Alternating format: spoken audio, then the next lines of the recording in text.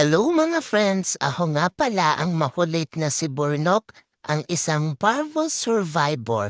Obvious naman 'di ba, nakaswero pa ako niyan.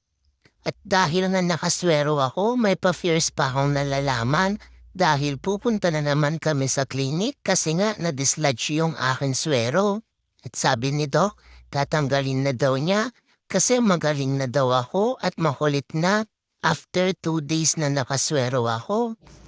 At ayan, gusto ko sanang kumain, kaya lang hindi masarap yung pagkain ko na binigay sa akin. Gusto ko ng Jollibee. Pero dahil makulit sila, eto, kinain ko pa rin yung pagkain na binigay nila sa akin.